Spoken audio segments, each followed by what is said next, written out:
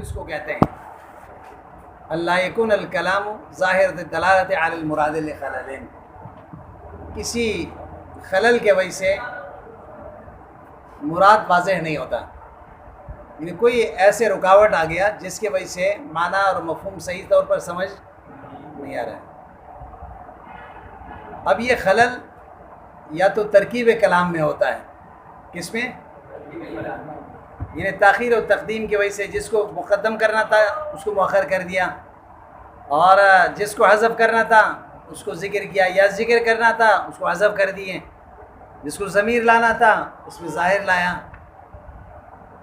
تو اس طرح کے مما یوجب صعوبۃ فہم المراد، جس کے ذریعے سے مراد کے سمجھنے میں دشواری پیدا ہوتی ہے، معنی اور مفہوم سمجھنے میں کیا ہوتی ہے؟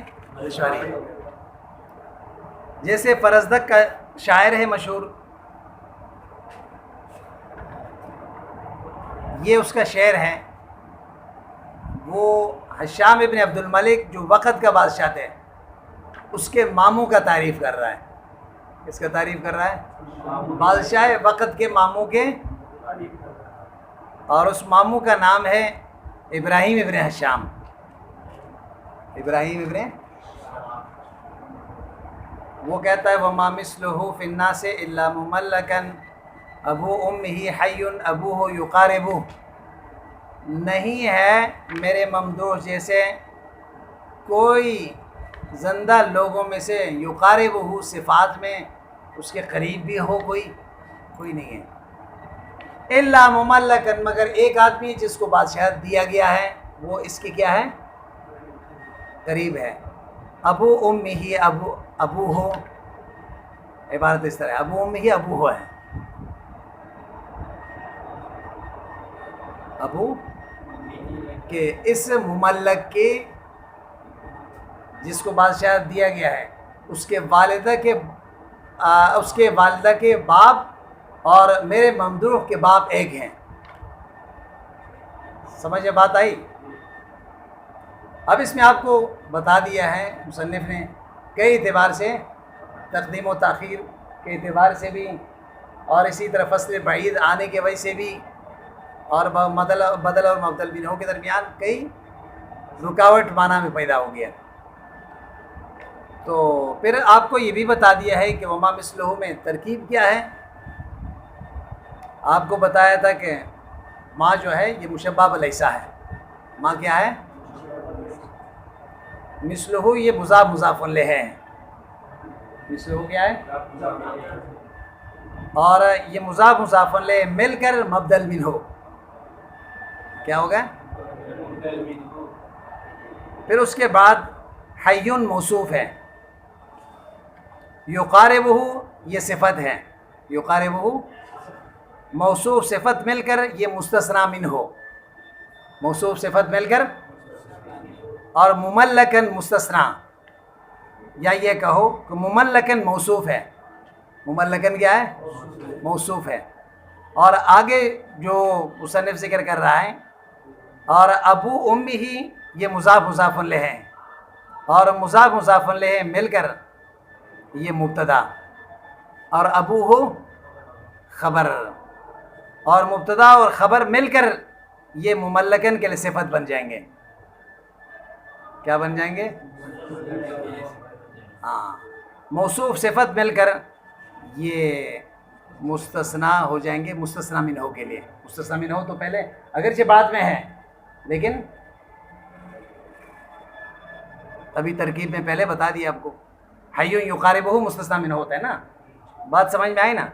مستثنی و مستثنی منہ مل کر یہ بدل ہو جائیں گے مبدل منہ کے لیے، اور بدل اور مبدل منہ دونوں مل کر کانا کا اسم، کانا کا، اور فن نا سے یہ جار مجرور متعلق کے ساتھ مل کر اس کے خبر بن جائیں گے۔ ماں کے لیے کیا بن جائیں گے؟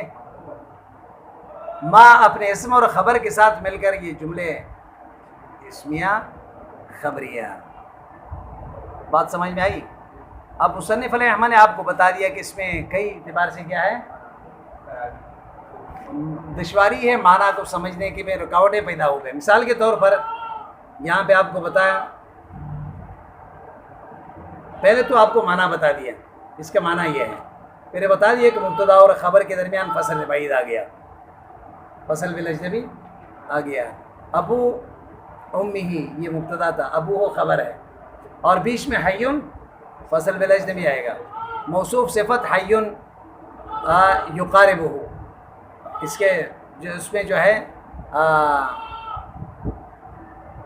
فاصلہ آ گیا، اور فاصلہ اجنبی وہ ہے ابو ہو، اور اسی طرح مستثنیٰ کو مستثنیٰ منہ پر مقدم کیا گیا، یعنی مملکن کو حیون پر مقدم کیا گیا ہے، اور فصل کثیر آ گیا بدل، اور مبدل منہ کے اندر بدل حیون تھا، مبدل منہ مثلہ تھا۔ تو بات سمجھ میں آئی؟ اتنے خلل کے وجہ سے معنی صحیح طور پر سمجھ میں نہیں آ رہا کہ یہ کیا کس کی تعریف کر رہا ہے۔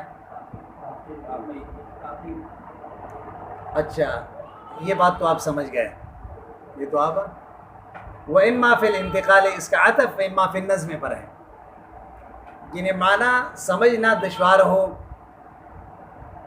اس وجہ سے کہ وہاں معنی موضوع لہو سے غیر معنی موضوع لہو کے طرف انتقال جو ہے وہ دشواری پیدا کر رہا ہے، یعنی ایک لفظ کے دو معنی ہیں، ایک حقیقی معنی ہے، دوسرا مجازی معنی ہے، اور دونوں کے درمیان بہت سے واسطہ ہے۔ تو اس وجہ سے جب آپ مجازی معنی میں استعمال کریں گے چونکہ واسطہ زیادہ ہے بیچ میں، تو اس لیے سننے والا اس معنی کے طرف اس کا ذہن نہیں جائے گا، تو سمجھنے میں اس سے دشواری ہوگی۔ دیکھیں وَأَمَّا فِي الْإِنْتِقَالِ عطف ہے اما فی النظم پر، لا يكون الکلام الظاہر الدلالۃ علی المراد، کلام اپنے معنی مرادی پر وضاحت کے ساتھ دلالت نہیں کر رہا ہے، لخلل واقع، اس خلل کے وجہ سے جو واقع ہوا ہے، فی انتقال الذہن من المعنى الاول المفہوم، وہ پہلے معنی سے المفہوم بحسب اللغات، لغت کے اعتبار سے سمجھ میں آ رہا ہے، وہ معنی حقیقی ہو گیا نا، وہ کیا ہو گیا الی الثانی، دوسرے معنی کے طرف منتقل ہونے میں، اور وہ دوسرا معنی مجازی ہوگا جو غیر معنی موضوع لہو ہے اس کے، لیکن المقصود، لیکن اس جگہ پر یہ معنی مجازی مقصودی ہے، لیکن لغت کے اعتبار سے اصل میں پہلا معنی ہو۔ اب یہ خلل کیوں آیا؟ کہتا وذالک بسبب اراد اللوازم البعید المفتقر الوسائط الکثیرہ، یہ خلل اس وجہ سے آیا ہے بسبب اراد اللوازم البعیدہ،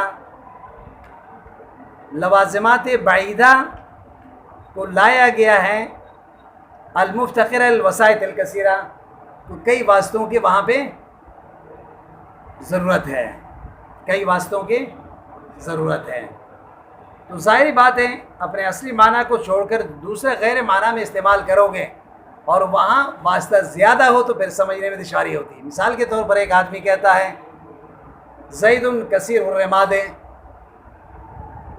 زید کے یہاں راکھ زیادہ ہے، اس سے کیا مراد ہے؟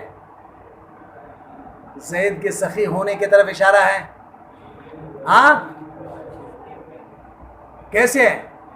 زید کے یہاں راکھ زیادہ ہے، راکھ کیوں زیادہ ہے؟ اس لیے کہ لکڑی زیادہ جلتے ہیں، لکڑی کیوں زیادہ جلتے ہیں؟ اس لیے کہ کھانا زیادہ پکتا ہے، کھانا کیوں زیادہ پکتا ہے؟ اس لیے کہ مہمان زیادہ آتے ہیں، مہمان کیوں زیادہ آتے ہیں؟ اس لیے کہ سخی ہے۔ اب دیکھو اتنا واسطے کے بعد اصل معنی سمجھ میں آ گیا۔ ہاں یا ایک آدمی کہتا ہے زید محظور الفصیل، زید کے بچڑا جو ہے وہ کمزور ہو گیا، تو اس میں بھی زید کے سخاوت کی طرف، کیوں؟ اس لیے کہ دودھ نہیں ملتا نا اس کو، تو مہمان زیادہ آتے ہیں تو چائے تو بنتی ہے، تو اب بچڑا بیچارہ جو ایسا رہ گیا تو اس لیے کمزور پڑ گیا۔ سمجھ نہیں آئی بات؟ اب بیچ میں واسطہ زیادہ، تو اس وجہ سے اصل معنی سمجھنے میں دشواری ہو رہی ہے۔ جو یہاں جو معنی مستعمل ہے، جو مجازی معنی، وہ سمجھنے میں دشواری پیش آتی ہے۔ سمجھ میں بات آئی؟ اب ایک آدمی زید کریم کہتا ہے زید سخی ہے، بات آسان سی ہے نا، اس میں تو کوئی، یا جواد کہتا ہے کیونکہ حقیقی معنی ہے اس کے جو واضح نے اس کے لیے وضع کیا ہے، لیکن یہاں تو وہ حقیقی معنی نہیں ہے نا، سمجھ نہیں آئی بات؟ یا ایک تیسرا مثال یہ بھی سمجھ لیں کہ ایک آدمی کہتا ہے زید جبان القلب ہے، زید کا کتا بزدل ہے. کیوں بزدل ہے بھائی؟ یعنی آنے والوں کے لیے بھونکتا نہیں ہے.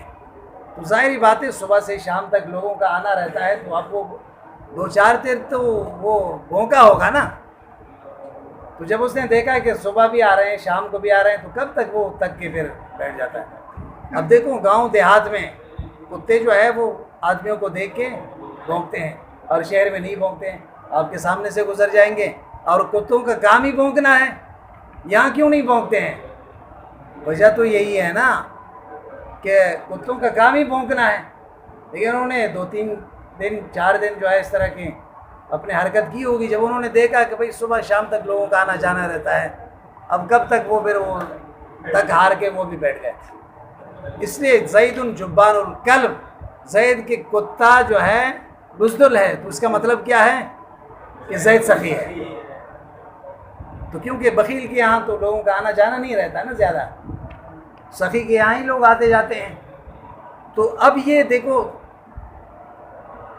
جو مجازی معنی ہے اس کے سمجھنے میں تھوڑی سی دشواری ہے، کیونکہ واسطہ زیادہ بیچ میں. اچھا، ما خفاء القرائن الدالت علی المقصود ہے، باوجود اس کے قرینہ جو دلالت کرتا ہے وہ مقصودی اور مجازی معنی پر، وہ قرینہ بھی مخفی ہے. اگر قرینہ واضح ہو وہاں پہ تو پھر تو سمجھنے میں دشواری نہیں ہوتی ہے، اور قرینہ بھی مجازی معنی پر وہاں مخفی ہو تو پھر اور دشواری پیدا ہو جاتی ہے. کقول الآخر، جیسے ایک اور شاعر کا قول ہے. عام طور پر مصنف علیہما کا قول ہی کہتا ہے، جیسے شاعر کا یہ قول. لیکن یہاں مصنف نے کیا کہا؟ اس لیے کہ ماقبل ذکر ہوا تھا فرزدق کا قول الفرزدق کا قول ہی یہاں پہ کہتا تو کوئی یہ سمجھتا کہ چونکہ فرزدق مشہور آدمی ہے تو ضمیر بھی اسی کی طرف راجع ہے. تو مصنف نے قول الآخر کہہ کر آپ کو بتا دیا جو اگلے شعر آ رہا ہے وہ فرزدق کا نہیں ہے. اور یہ دوسرے شاعر کون ہے؟ یہ عباس ابن احنف، یہ بنو حنیفہ سے تعلق رکھتا تھا، اور یہ ہارون رشید کے ہم نشین تھا. وقت کے بادشاہ جو بنو عباس کے اور اس کے دربار میں آتا تھا اور شعر پڑھتا تھا. ولم یقل ققولہ نہیں کہا، جیسے عام طور پر اس کا مصنف کا طریقہ یہی ہے. لئلا یتوہم عود الضمیر الفرزدق، تاکہ ضمیر فرزدق کی طرف راجع نہ ہو. شعر ہے سأطلب بعد الدار عنکم لتقربوا وتسقب عینای الدموع لتجمدوا. بات سمجھ میں آئی نا؟ شاعر کہتا ہے سأطلب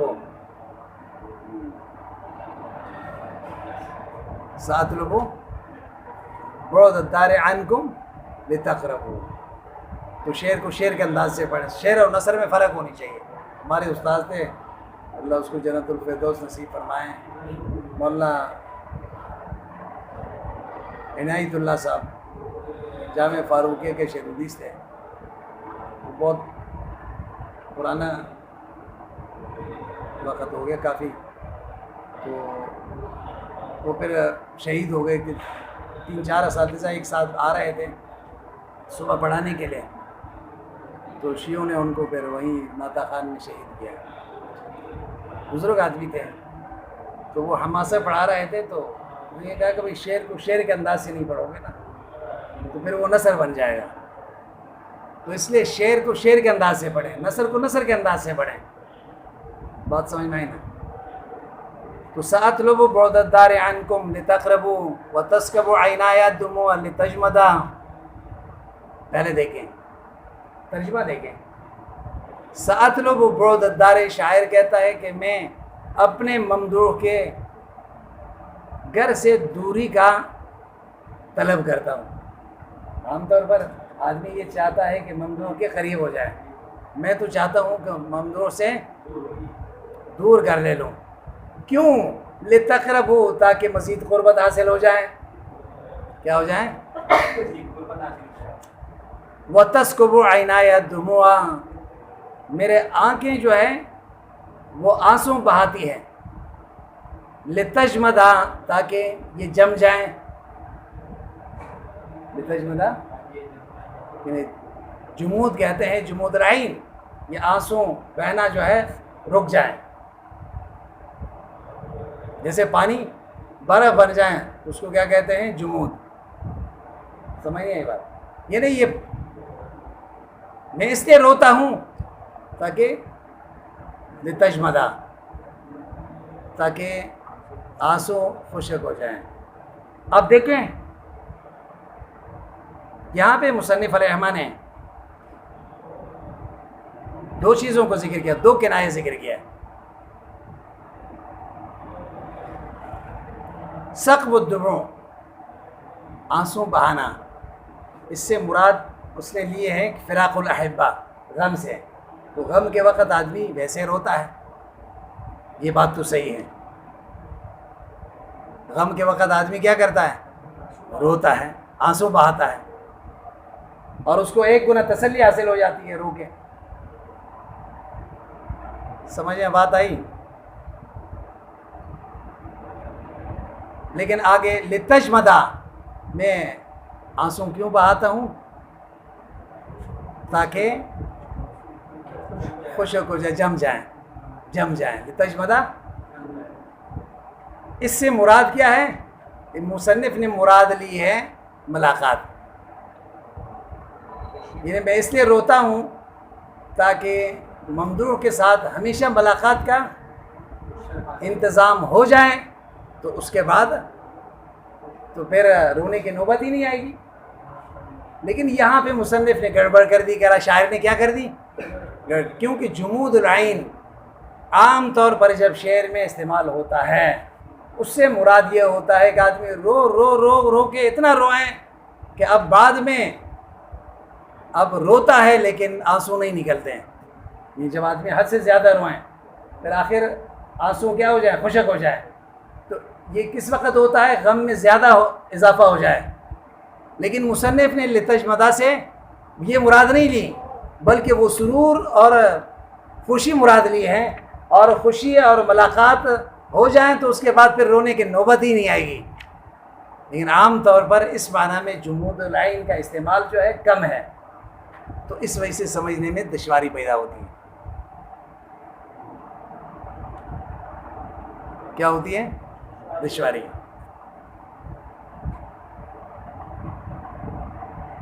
سمجھیں بات آئی؟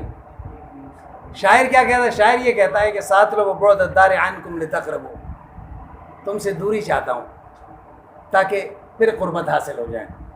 خوب روتا ہوں تاکہ پھر آنسو جو ہے خشک ہو جائے، یعنی رونے کی نوبت ہی نہ آئے. یعنی دونوں کا مطلب یہ ہے کہ میں دوری اس لیے چاہتا ہوں کہ تاکہ مزید دائمی قرب حاصل ہو جائے. کیوں؟ ان مع العسر یسرا، جب سختی برداشت کروں گا، دوری اختیار کروں گا، تو پھر اس سختی کے مقابلے میں ایسے آسانی ملے گا، پھر دوا میں لقاء ہوگا، ہمیشہ ملاقات ہو جائے گی. اور روؤں گا، جب زیادہ روؤں گا تو اس کا نتیجہ کیا ہوگا؟ ان مع العسر یسرا، سختی کے بعد تو پھر آسانی ہے، تو پھر خوشی ہی خوشی نصیب ہو جائیں گے. میرے رونے کا مقصد یہی ہے، شاعر یہ کہتا ہے. لیکن یہ یاد رکھیں کہ یہاں پہ لتجمدا، جمود العین سے عام طور پر شعراء جو ہے یا کلام عرب میں یہ جمود العین اس وقت استعمال ہوتا ہے جب آدمی زیادہ رو رو کے اپنے آنسو کو خشک کر دیں. اب رونا بھی چاہتا ہے لیکن آنسو نہیں نکل رہے، یہ اس وقت ہوتا ہے جب غم میں اضافہ ہو. لیکن شاعر یہاں یہ مراد نہیں لے رہا ہے، بلکہ خوشی مراد لے رہا ہے. اس کو خوشی نصیب ہو جائیں جس کی وجہ سے اب رونے کے نوبت ہی نہیں آئے گی. دیکھیں ساتھ لو بعد الدار عنکم لتقربوا، میں تلاش کرتا ہوں تم سے دوری گھر کا، لتقربوا تاکہ قریب ہو جاؤ. وتسکب عینایا الدموع، اور بہاتا ہوں، اب بہاتا ہے میرے دونوں آنکھیں آنسوں کو، لتجمدا تاکہ یہ دونوں جم جائیں. جعل سقب الدموع ہے، سقب الدموع کو بنایا ہے کنایہ اما یلزم فراق الاحب من الکعبہ، دوستوں کی جدائی کی وجہ سے جو مصیبت اور غم ہے اس کی وجہ سے رو رہا ہوں. وہ اصابہ، اس میں تو اس نے صحیح کہا کہ ظاہری بات ہے جب آدمی کو فراق نصیب ہو اور غم پہنچ جائے تو اس وقت پھر وہ آدمی روتا ہے، اس میں تو کوئی مسئلہ نہیں ہے نا. لیکنہ اخطأ، لیکن اس نے غلطی یہاں پہ کری. فی جعل جمود العین، جمود عین سے کنایہ بنا دیا عما یوجب دوام الطلاق. جمود عین سے کیا مراد لیے؟ ہمیشہ ملاقات، تو اب رونے کی ضرورت نہیں ہوگی. من الفرح والسرور، تو پھر خوشی ہی نصیب ہو جائیں گے. لیکن اس میں اس نے غلطی کری. اس میں کیا کر دی؟ کیونکہ جمود العین سے خوشی مراد لینا یہ کلام عرب میں استعمال نہیں ہوتا، بلکہ غم کے لیے استعمال ہوتا ہے جمود العین.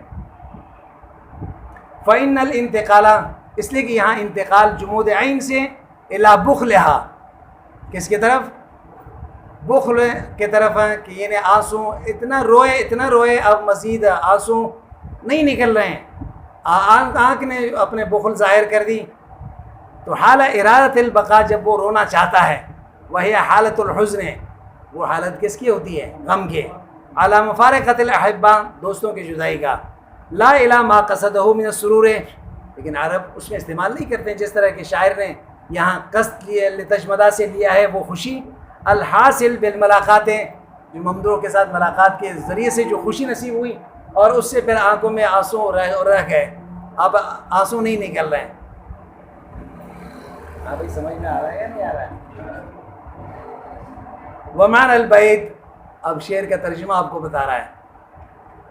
انی الیوم اطیب نفسا بالبعد، آج اپنے نفس کو اچھا بنا رہا ہوں اپنے دوست سے دور بنا کے اور بعد اور فراق اپنا کے.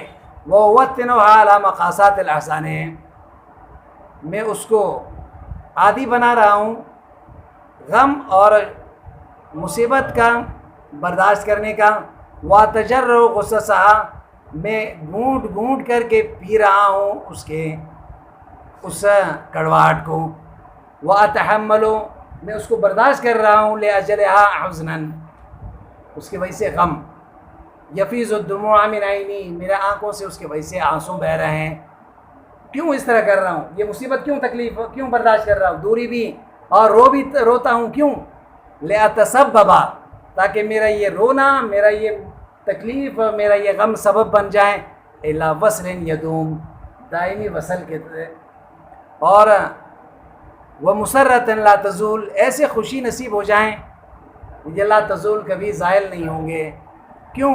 فإن الصبر مفتاح الفرج، اس لیے کہ صبر یہ مشکل کو حل کرنے کا چابی ہے. اگر آپ سمجھتے ہیں کہ مشکل کو کھول لوں تو وہ کس کے ذریعے سے ہے؟ وَمَا كُلِّ عُسْرٍ يُسْرًا، ہر سختی کے بعد آسانی ہوتی ہے.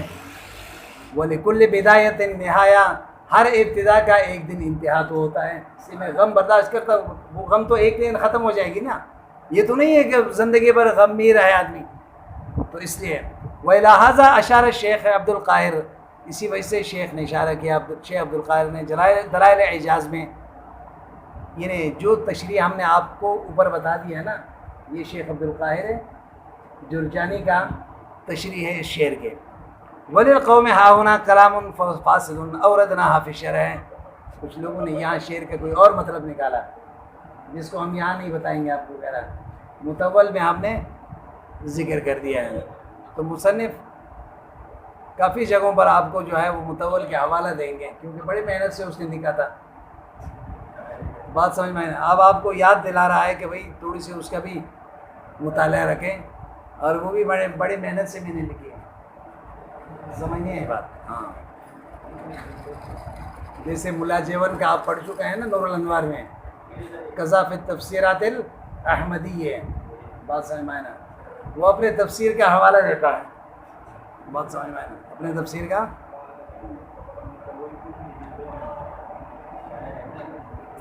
بات سمجھ میں آئی یا نہیں آئی؟ اچھا. قیل فصاحت الکلام خلوص مما ذکر، یہ کہا گیا ہے کہ بعض لوگوں کی طرف سے فصاحت کلام میں یہ تین چیزیں نہ ہو جو ما قبل ذکر ہوا ہے: ذوف تعلیف، تنافر کلمات، تاخیر، ان تینوں سے خالی ہو. لیکن ایک اور دو شرط اور بھی لگا رہے ہیں، یہ ہے کہ من کثرت تکرار، تکرار کا کثرت بھی نہ ہو کلام میں. کیا نہ ہو؟ وتتابع الاضافات، تسلسل کے ساتھ اضافت نہ ہو، ایک چیز کی اضافت دوسرے کی طرف، دوسرے کی اضافت تیسرے کی طرف، تیسرے کی اضافت چوتھے کی طرف، اس طرح بھی کلام میں نہ ہو. اگر اس طرح تسلسل کے ساتھ اضافت ہوں گے تو پھر بھی وہ کلام فصیح.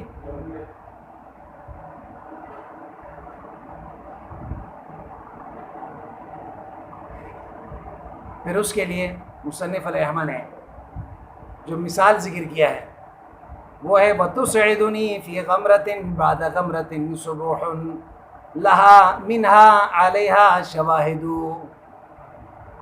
یہ اپنے گھوڑے کا کیا کر رہا ہے؟ تعریف کر رہا ہے. شاعر کیا کر رہا ہے؟ کہتا میرا گھوڑا تُسْعِدُنِي فِي غَمْرَةٍ، سختی میں میرے ساتھ مدد کرتا ہے. جب بھی کوئی مشکل پیش آتی ہے تو میرا ساتھی کون بنتا ہے؟ میرا گھوڑا. بعد غمرتن، ایک تکلیف کے بعد، ایک غم کے بعد، سبوح، کیا میرے ساتھ دیتا ہے؟ وہ تیز رفتار گھوڑا. سبوح فرس سبوح کے معنی میں، سبوح سبع سے ہے. سبع اصل میں دریا میں تیرنے کو کہتے ہیں. دیکھو ایک آدمی دریا میں تیرتا ہے نا، اس میں ایک تسلسل ہوتا ہے اور ایک روانی ہوتی ہے. آدمی اچھلتا نہیں ہے.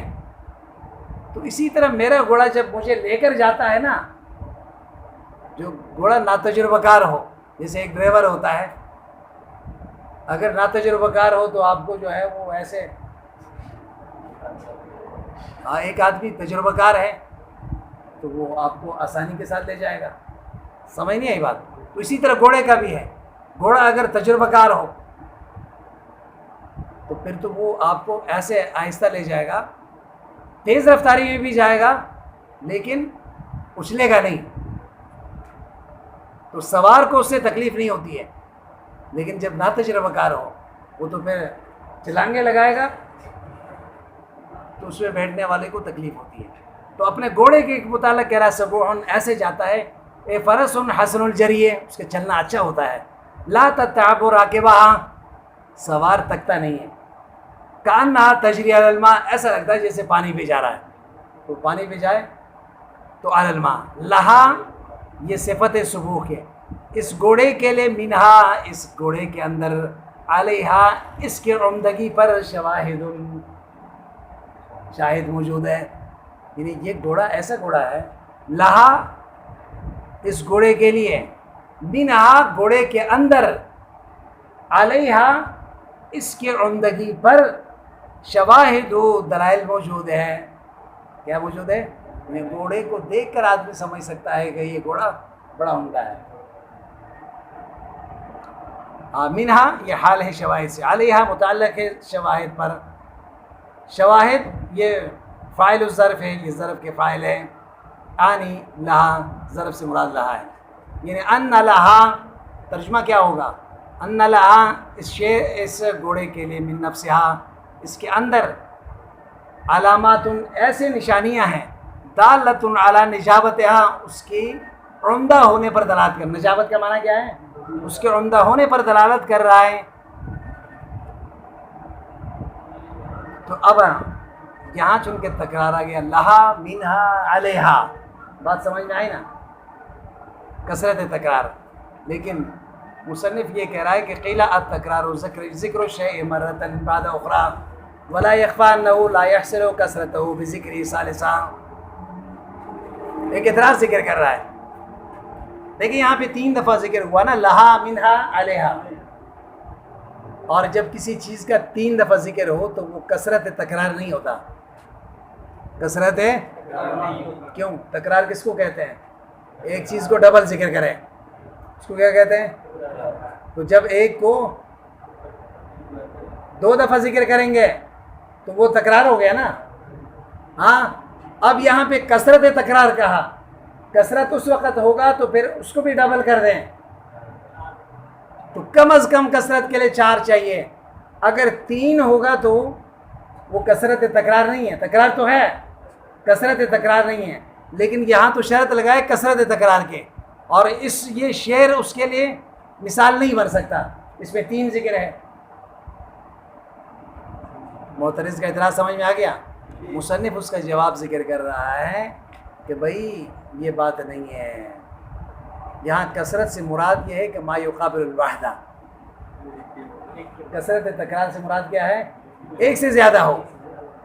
ولا اچھا دیکھیں، پہلے دیکھیں، قیل التکرار ذکر الشیء مرتن، تکرار کہتے ہیں ایک چیز کو دو دفعہ ذکر کرنا، بعد اخرى ایک کو ذکر کرنا، بعد اخرى ایک دفعہ ذکر کرنے کے بعد، یعنی تکرارن ذکر کرنا۔ ولا یخفی انہ لا یحصل کثرتہ، اس پہ کوئی پوشیدگی نہیں ہے، کثرت تکرار حاصل نہیں ہوتا بذکری ثالثاً، اگر اس کو تیسرے دفعہ بھی ذکر کریں گے تو 4 ہوگا تو پھر کثرت تکرار ہوگا، اور یہاں پہ ایسا نہیں ہے، 3 ہے تو مثال نہیں بنتا۔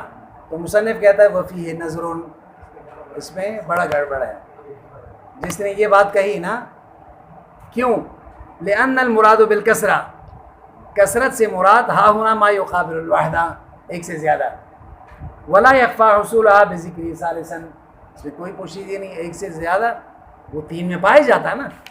وتتابع الاضافہ، اچھا مصنف نے 2 چیزیں ذکر کیے تھے نا، ایک تو ذکر کیا کہ اس کو کثرت تکرار، کثرت تکرار کا مثال تو یہ ذکر کیا، اور دوسری چیز ہے تتابع اضافت۔